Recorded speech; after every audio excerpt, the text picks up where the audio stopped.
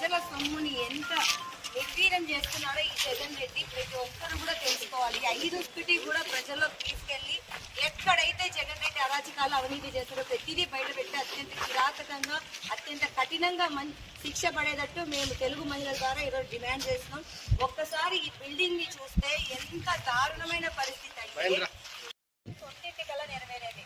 జగన్మోహన్ రెడ్డి నువ్వు చేసిన అవినీతినంతా కూడా బయటికి తీసుకొని వచ్చి మీకు కఠినమైన శిక్ష పడేలాగా తెలుగు మహిళలందరూ కూడా చేస్తామని మేము సభాముఖంగా చెప్తున్నాం.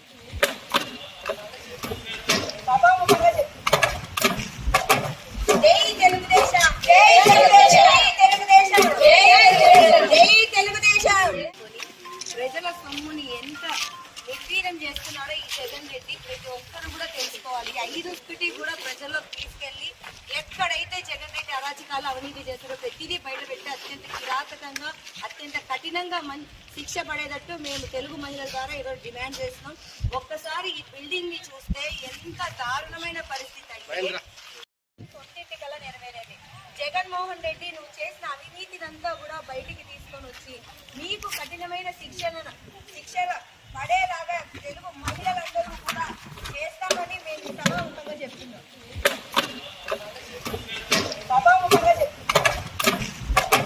జై తెలుగుదేశం, జై తెలుగుదేశం, జై తెలుగుదేశం, జై తెలుగుదేశం. ప్రజల సొమ్ముని ఎంత నిర్వీర్యం చేస్తున్నారో ఈ జగన్ రెడ్డి ప్రతి ఒక్కరు కూడా తెలుసుకోవాలి. 5 కూడా ప్రజల్లోకి తీసుకెళ్లి ఎక్కడైతే జగన్ రెడ్డి అరాచకాలు అవినీతి చేస్తారో ప్రతిదీ బయటపెట్టి అత్యంత కిరాతకంగా అత్యంత కఠినంగా శిక్ష పడేటట్టు మేము తెలుగు మహిళల ద్వారా ఈరోజు డిమాండ్ చేస్తున్నాం. ఒక్కసారి ఈ బిల్డింగ్ ని చూస్తే ఎంత దారుణమైన పరిస్థితి అయితే సొంతింటి కల నెరవేరేది.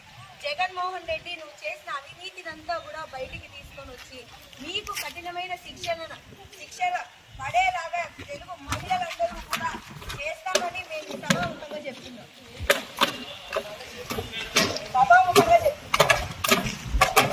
జై తెలుగుదేశం, జై తెలుగుదేశం, జై తెలుగుదేశం, జై తెలుగుదేశం.